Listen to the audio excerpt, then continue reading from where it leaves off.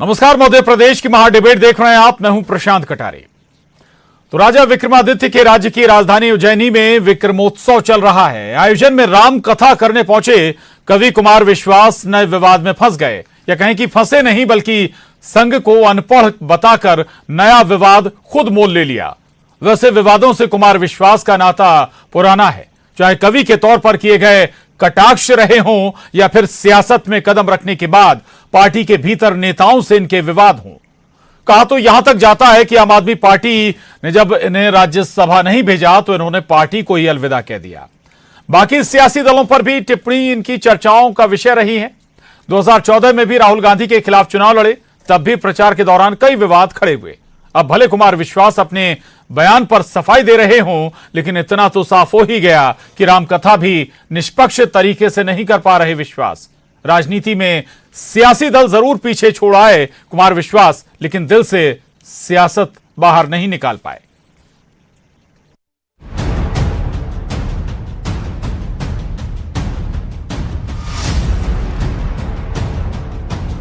वो बच्चा हमारे साथ काम करता है, संघ में काम करता है, राष्ट्रीय स्वयंसेवक संघ में। तो मुझसे बोला कि भैया बजट आ रहा है, कैसा आना चाहिए।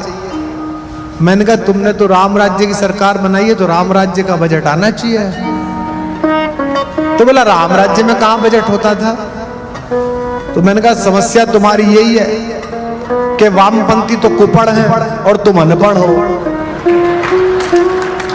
इस देश में दो ही लोगों का झगड़ा चल रहा है, एक वामपंथी है, वो कुपड़ है, उन्होंने पढ़ा सब है लेकिन गलत पढ़ा है, और एक ये वाले इन्होंने पढ़ा ही नहीं है, ये सिर्फ बोलते हैं हमारे वेदों में देखे नहीं है कैसे हैं। भाई पढ़ भी लो। इंजीनियरिंग के छात्र से कवि, कवि से राजनेता और राजनेता से कथावाचक बने कुमार विश्वास आरएसएस यानी राष्ट्रीय स्वयंसेवक संघ को अनपढ़ बता बैठे। संघ को अनपढ़ ही नहीं बताया बल्कि वामपंथियों को कुपढ़ भी कह गए कुमार। लेकिन जुबान से निकली बात और कमान से निकला तीर वापस नहीं आता। अब कुमार विश्वास बयान पर सफाई देते हुए कहते हैं कि बयान को तोड़ा मरोड़ा गया है। मैं एक कथन मेरे कार्यालय में रहने वाले एक व्यक्ति के बारे में था, एक बालक के बारे में था, और ऐसी बात तो मेरे पिता भी मुझसे कहते हैं, बड़े मूर्ख हो तुम, जो स्वयं आप जानते ही हैं, सभी लोग जानते हैं कि संघ के बड़े पदाधिकारी हैं, मेरे भाई भी। ऐसी बातें तो सभी बोलते हैं, लेकिन मैंने उस लड़के से बोला जो आयु में बहुत छोटा बच्चा है, इसलिए बोल दिया। कवि कुमार विश्वास ने संघ के ज्ञान, शिक्षा दीक्षा पर सवाल उठाया तो कांग्रेस भी बोल पड़ी। संघ को बताना चाहिए कि वो किस आधार पर सनातन शास्त्रों और धर्म की बात करते हैं। संघ की शिक्षा दीक्षा पर समय समय पर कई विद्वान सवाल उठाते रहते हैं, तो कुमार विश्वास ने भी उठा दिए। संघ को इस बात की सफाई देना चाहिए कि उनको वो पढ़े लिखे हैं, किस आधार पे जो है वो कुछ शास्त्र का उल्लेख कर देते हैं। संघ पर कुमार विश्वास का बयान क्या आया, विरोध सड़कों पर आ गया।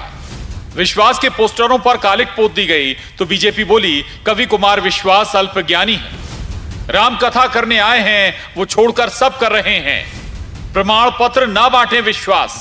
अरे भैया आपके प्रमाण पत्र की किसी की आवश्यकता नहीं है, आप अपना प्रमाण पत्र अपने पास रखो। आप उज्जैन में आए हैं, उज्जैन के हिसाब से मर्यादित आचरण करिए, मर्यादा में राम कथा करिए। राष्ट्रवादी संगठन के बारे में जो भी उनके विचार हैं, उनके निजी विचार होंगे, लेकिन सारा विश्व जानता है कि संघ किस प्रकार से देश की सेवा के लिए समर्पित है और देश के लिए काम करने वाला राष्ट्रवादी संगठन। कवि, वाक्पटु और जबरदस्त वक्ता होने के बावजूद कुमार अक्सर विवादों में फंसते रहे हैं। इसकी वजह भी उनकी जुबान या बयान ही होते आए हैं। कहा तो यह भी जाता है कि आम आदमी पार्टी छोड़ने के बाद विश्वास की नजदीकियां बीजेपी से रही, और अब संघ को लपेटे में लेना किसी नए एजेंडे का हिस्सा है क्या। उज्जैन से अजय पटवा, भोपाल से वासु चौरे, न्यूज 18 मध्य प्रदेश छत्तीसगढ़। तो कवि कुमार विश्वास एक के बाद एक ट्रैक भले बदलते रहे हों, लेकिन हम कहें कि ट्रैक बदले लेकिन उनके साथ विवाद रुके नहीं बल्कि बरकरार रहे। आज हम इसी मसले पर चर्चा करेंगे। तीन खास मेहमान हमारे साथ जुड़ रहे हैं। डॉक्टर हितेश वाजपेयी जी, प्रवक्ता बीजेपी, बहुत स्वागत है हितेश जी। आपका चर्चा में। अवनीश बुंदेला जी, प्रवक्ता कांग्रेस, आपका भी बहुत स्वागत है अवनीश जी। और वरिष्ठ पत्रकार चैतन्य भट्ट जी हमारे साथ हैं, आपका भी बहुत स्वागत है। चैतन्य जी, चर्चा की शुरुआत आपसे करूंगा। एक आम परसेप्शन है, आम धारणा है कि संघ के जो ज्यादातर पदाधिकारी हैं या नेता हैं वो हाईली एजुकेटेड हैं, एक आम धारणा है। अब ऐसे में या तो अब टिप्पणी जो आई है कुमार विश्वास की, या तो कुमार विश्वास सर्वज्ञानी हो गए या फिर हमारी जानकारी संघ को लेकर कम है।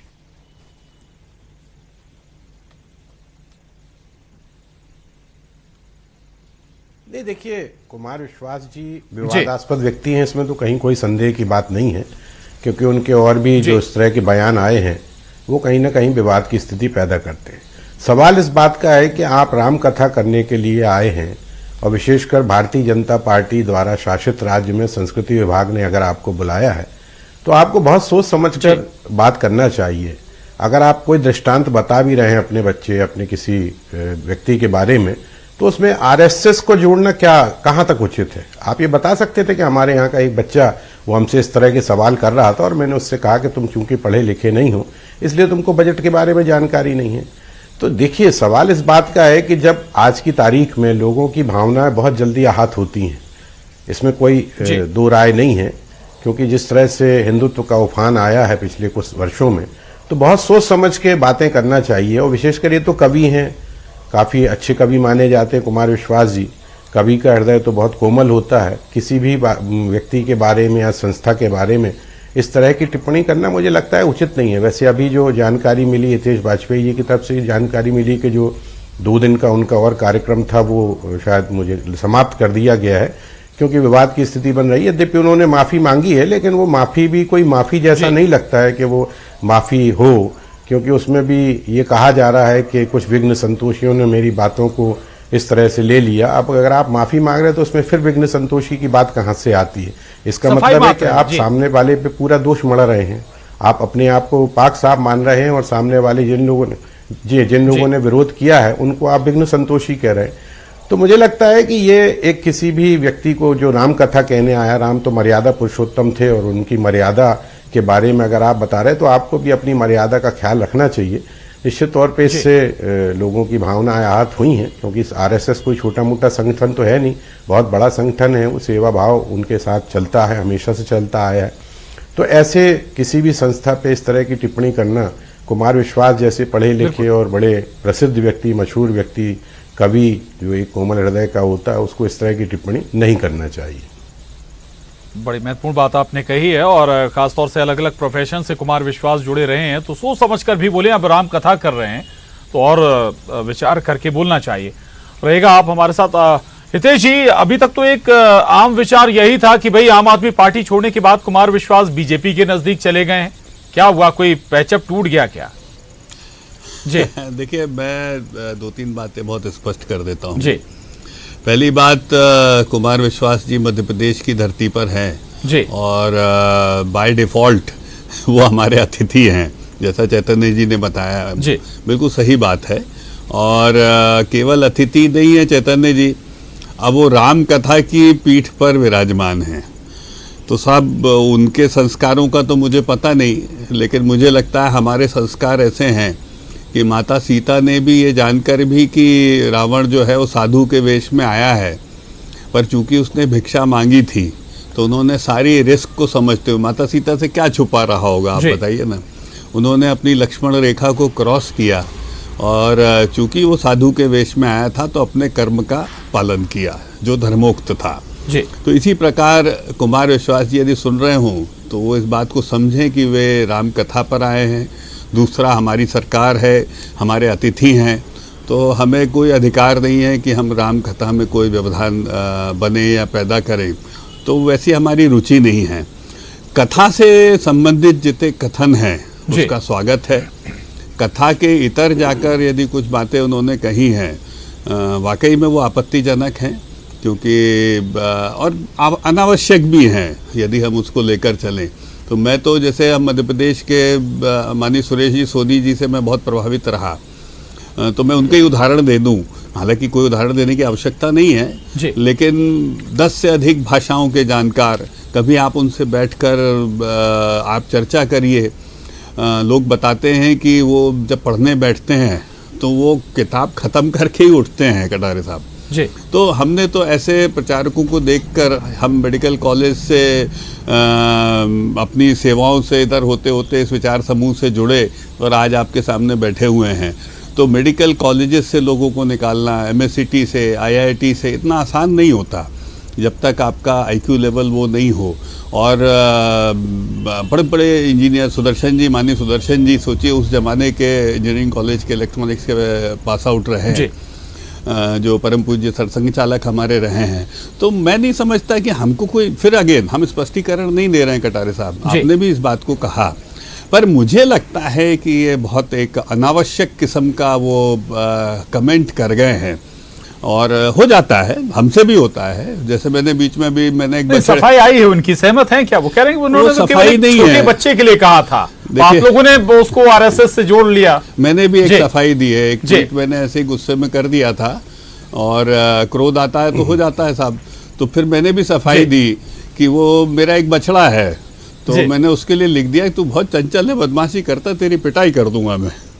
तो हो जाता है साहब, तो मैंने बछड़े के लिए कर दिया, पर ये कोई लॉजिक नहीं है जी। जब आप शांत मन से विवेकपूर्ण तरीके से उसका अध्ययन करेंगे तो स्वीकार्य नहीं है। तो अंतिम बात में जो कहना चाहता हूँ कटारे साहब, वो केवल ये है कि व्यासपीठ पर केवल बुद्धि विलास ना हो बैठकर विवेक के साथ में जब आप विमर्श को करते हैं तो वो विद्या कहलाता है और शायद उसका सम्मान भी रहता है। विवेक छोड़ा कि बुद्धि चंचल होती है साहब, फिर वो जगह पर जब आ जाती है तो जो सेकंड घर होता है ज्योतिष में लोग जानते हैं इसको, तो वो द्वितीय हाउस में यदि धोखे से यदि कोई ऐसा ग्रह बैठा है जो परेशान कर रहा है तो वो ऐसी हरकतें आपसे करा देता है जो आजीवन आपको परेशान करती हैं, तो बचना चाहिए।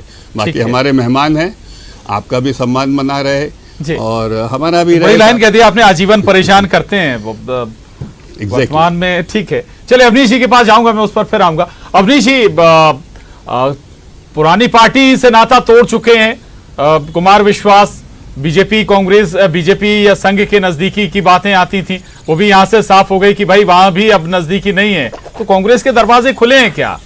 बातचीत में लग भी रहा है कि भाई ऐसा लग रहा है कि शायद फील्डिंग या बैटिंग कांग्रेस की तरफ से ही कर रहे हैं विश्वास। देखिए प्रशांत भाई, ये फिर एक आप गलत ट्रैक पर जा रहे हैं। वो तो राहुल जी के खिलाफ चुनाव लड़े हैं, तो कांग्रेस में है किसके? सियासत में तो आना जाना लगा रहता है ना। देखिए मैं स्पष्ट कर दूं, पहली बात तो विश्वास सारंग, ये अपने कुमार विश्वास जी क्या है? कवि हैं, और यही बात है, यहीं से कुमार विश्वास जी की बात साबित होती है। कहीं ना कहीं शिक्षा का, मैं मान रहा हूँ आपने डिग्रियां प्राप्त कर ली, लेकिन शिक्षा का अभाव है। वो शिक्षा आपके अंदर उतरी नहीं।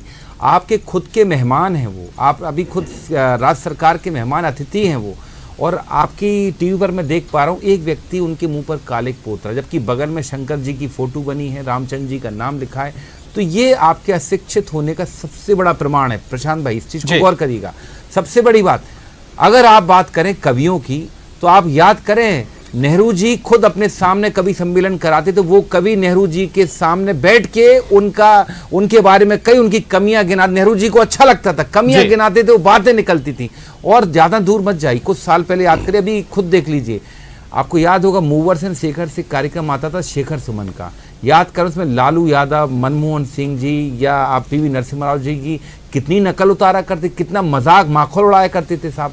हमने तो कभी आपत्ति नहीं ली, हमने तो कभी उनके मुंह पर कालिक नहीं पोती। तो बात यही है, देखिए कि ये राम कथा वाला मसला हो गया, वो कॉमेडी और या फिर कटाक्ष वाले प्रोग्राम अगर आप बात करें, देखिए वो बात अलग है, करना होगा जी, वो बात अलग है कि आपके यहाँ सुना मैंने कि वो पहले इंजीनियर थे, इंजीनियर से कवि बने, राजनेता भी बने, अब वो कथावाचक। देखिए कुछ भी हो, लेकिन सबसे पहले उनका परिचय है वो कवि के तौर पर परिचय। पूरा देश, पूरा विश्व कुमार विश्वास को जानता है, कवि के तौर पर जानता है। तो कवि की एक जो स्टाइल होती है, उन्होंने उस स्टाइल में कहा है, और मैं समझता हूं ये कहीं ना कहीं ये एक बहुत जीता जागता जीवत उदाहरण है प्रशांत भाई, असहनशीलता का, इंटॉलरेंस का। यही इंटॉलरेंस है जिसको कभी शाहरुख खान या आमिर खान ने कहा तो आपने उनको देश विरोधी कह दिया। यही इंटॉलरेंस है कि आप इतने असहनशील हो जाते हैं कि आप सुनना पसंद ही नहीं करते हैं। अरे साहब, सुरेंद्र शर्मा याद करिए, सुरेंद्र शर्मा ने किस राजनेता, उस समय के सारे राजनेताओं के ऊपर जोक बनाए, चुटकुले बनाए, लेकिन आज स्थिति ये है।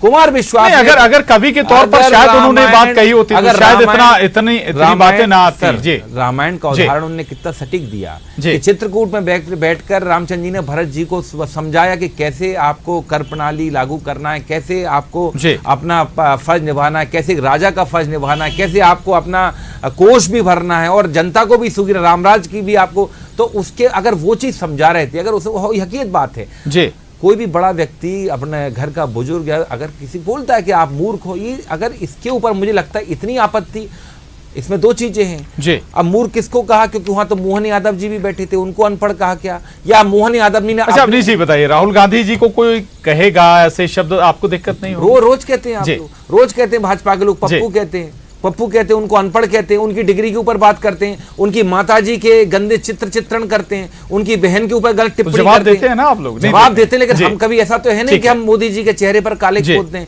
ये तो हमने कभी नहीं कहा। सोचो, जिस प्रधानमंत्री ने संसद भवन में जिस औरत को जर्सी गाय कहा हो, आप याद करें, एक जो महिला मर चुकी उसको 50 करोड़ की गर्लफ्रेंड कहा, प्रशांत जी आप समझें देश की राजनीति की दिशा दशा कहां से बिगड़ी है। मैं वही कह रहा हूं, इन्होंने अपने अनपढ़ होने का सबूत दे दिया। ठीक है, आपने डिग्रियां ले ली, आप बहुत पढ़े लिखे हैं, लेकिन वो शिक्षा आपके अंदर अवतरित नहीं हुई है प्रशांत जी। जिस तरह से मैं देख रहा हूं, उसी उज्जैनी में बगल में शिव शंकर का नाम लिखा, रामचंद्र जी का नाम, आप कालिक पोत रहे हैं, और आज आप अपने राजतिथि पर कालिक पोत रहे हैं। ये साबित करता है कि वो शिक्षा आपके अंदर घर नहीं कर पाई है। आप सिर्फ ऊपर से शिक्षित हो गए, अच्छे कपड़े पहन लिए, बड़े बड़े गैजेट ले लिए प्रशांत भाई, लेकिन ये शिक्षित नहीं हो पाए उन्होंने बिल्कुल से। और सबसे बड़ी बात, हितेश जी से इस पर रिएक्शन ले लीजिए। मैं चैतन्य भट्ट जी के पास जाना चाहता था, उससे पहले हितेश जी देखिए। जी, मैं बस इतना कहना चाहता हूँ, बहुत अच्छी बात अवनीश जी ने कही है। उसमें से मेरे को जो सूत्र मिला है, वो चूंकि दर्शक भी है और चैतन्य जी जैसे विद्वान भी हैं, तो मैं रखना चाहूँगा, आखिर आदमी आहत क्यों होता है। तो जब आप अपने बुद्धि से कोई वाक्यांश या वाक्य विन्यास प्रस्तुत करते हैं, तो सर वो दो प्रकार की आलोचना हो जाती है। एक होता है व्यंग और एक होता है कटाक्ष। जी, कटाक्ष जो होता है साहब, वो शत विशत कर देता है, काट डालता है, और जिसको बोलते हैं ना, काटो तो खून नहीं, ऐसी परिस्थिति आपके सामने पैदा कर देता है। क्यों? क्योंकि उसके अंदर विद्वता नहीं होती है, विवेक नहीं होता है। ऐसी आलोचना जो होती है खड़ी बिल्कुल, और उसका शब्दों का चयन, वाक्य विन्यास, उदाहरण। तो कटाक्ष और व्यंग विद्वानों का विषय है, विद्या का विषय है, विवेक का विषय है। तो जब व्यंग किया जाता है कविताओं में कवियों द्वारा, तो मानकर चलिए वो कवि नहीं, व्यंग है, वो विद्वान है जो अपने विवेक से अपनी आलोचना को और बात को रखता है, उसको सुना जाता है। लेकिन साहब कटाक्ष शत विक्षत कर देता है। तो मेरा फिर अनुरोध है आज कुमार विश्वास जी से, और उन्होंने तो बताया भी उसमें कि उनके पिताजी भी संघ के बड़े पदाधिकारी रहे हैं, तो फिर तो मतलब आप सोचिए, आप अपने पिता के माध्यम से नहीं समझ पाए तो हमारे पास तो और कोई तरीका नहीं है साहब। हितेश जी, कांग्रेस भी कह रही है भाई, अगर सवाल उठाए तो बताए ना संघ कि भाई शास्त्रों की बात आप किस आधार पर करते हैं, धर्म की बात आप किस आधार पर करते हैं। अच्छी बात कही है, इसका कोई आधार नहीं है, सत्य शाश्वत है। आप भी पढ़िए, आप भी जानिए, वेदों ने कहाँ कहा कि कांग्रेस के लोग ना पढ़ें, वो भी पढ़ें। आप मेरे घर में चलिए, अभी मैं आपको दर्शन कराता हूँ, मेरे को भी बड़ा शौक है वैदिक दर्शन को पढ़ने का, तो किसी में कोई आपत्ति नहीं है। ये तो साहब शास्त्र और विज्ञान ऐसे विषय हैं, अवनीश जी पढ़े हुए हैं, वो भी मेडिकल साइंस की प्राइमरी बहुत अच्छे से पढ़े हुए, इन्होंने दवाओं का कारोबार किया उसके आधार पर। तो विज्ञान का कोई ऐसा थोड़ा ना कि बीजेपी वाले ही पढ़ सकते हैं, कांग्रेस वाले, जो पढ़े उसका हो जाता है। शास्त्र तो ऐसा है साहब, सत्य है, शाश्वत है, सनातन है। ठीक, मैं आ रहा हूं आपके पास दोबारा। चैतन्य जी, कुमार विश्वास अब राम कथा कर रहे हैं, कविताएं, या ठीक है कविताएं अभी भी करते होंगे, राजनीति भी पीछे छोड़ाए हैं, लेकिन राम कथा में आप सियासत और कवि को लाएंगे तो फिर क्या दिक्कत नहीं होगी क्या? संदर्भ भी आप वर्तमान सियासत के दे रहे हैं, यानी ईमानदारी से आप राम कथा भी नहीं कर पा रहे हैं।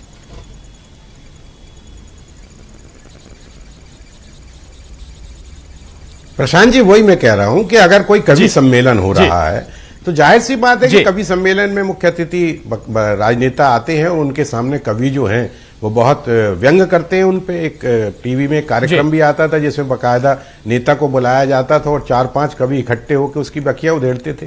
वो एक अलग मुद्दा है। तमाम जो व्यंगकार हैं वो राजनीति पे व्यंग करते हैं, नेताओं पे व्यंग करते हैं। अभी जो कॉमेडी सर्कस आता था उसमें भी इस तरह की चीजें होती थी। लेकिन वो एक अलग बात थी। आप जब राम कथा करने बैठे हैं तब आप वामपंथी और आरएसएस इसको जोड़ने का कोई औचित्य मुझे समझ में नहीं आता, क्योंकि राम कथा में राजनीति को लाने का कोई औचित्य नहीं है। राम कथा तो आपकी राम कथा है, आप उसको राम के जो दर्शन है या उनका जो सोच था वो आप अपने जो दर्शक हैं उनको बताइए। लेकिन राम कथा में आप वामपंथियों को कुछ कह रहे हैं और आरएसएस के बारे में, ठीक है वो आप एक उदाहरण दे रहे थे, वो एक अलग बात है कि वो उदाहरण दे रहा था कि मेरा जो नौकर था वो ऐसा था, लेकिन उसमें आरएसएस शब्द जोड़ना मुझे लगता है कि ये आपत्तिजनक है। लेकिन अगर इस तरह की बात के बाद, जैसा कि अभी अवनीश जी ने बताया कि उनके मुंह पे कालिक पोती गई, तो वो भी उतना ही गलत है जितना कुमार विश्वास ने जो कुछ भी कहा है। अगर किसी भी व्यक्ति के मुंह से अगर कोई बात निकल जाती है तो उसका इस तरह से विरोध नहीं करना चाहिए कि आप उसके मुंह पे कालिक पोत दें, जबकि वो तो मध्य प्रदेश सरकार के ही आमंत्रण पर यहाँ आए और 3 दिन की उनकी रामायण थी। तो ये भी एक असहनशीलता है और असंवेदनशीलता है कि अगर आप किसी व्यक्ति पे, एक कवि है जो पूरी दुनिया में मशहूर है अपनी कविताओं के लिए, अपने बातों के लिए, तो दोनों चीजें एक साथ जो हैं वो मुझे लगती हैं कि गलत लगती हैं अगर कुमार विश्वास ने कहा। लेकिन उनको भी माफी अपने ढंग से मांगना चाहिए। तो माफी का एक जो तरीका होता है, क्षमा मांगने का एक जो तरीका होता है, विनम्रता के साथ जो क्षमा मांगी जाती है वो एक जरूरी था। लेकिन उन्होंने जिस तरह से क्षमा मांगी उसमें क्षमा कम और अहंकार ज्यादा दिखाई देता है। जी जी जी, ठीक है। अवनीश जी, एक बात जो वामपंथियों का भी जिक्र आया, चलिए मैं माफी के साथ रुकूंगा। अभी इस वक्त खजुराहो का रुख करेंगे मुख्यमंत्री शिवराज सिंह चौहान। खजुराहो